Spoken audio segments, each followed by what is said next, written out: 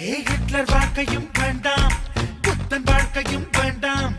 உன்னை என்னை போல் வாழ்ந்தால் போதும், உலகம் ரொம்ப அழகு. கடவுளாக்கவும் வேண்டாம், மிருகமாக்கவும் வேண்டாம். ரசிகனாயிரு, ஒவ்வொன்றோடும் ரசனையோடு பழகு.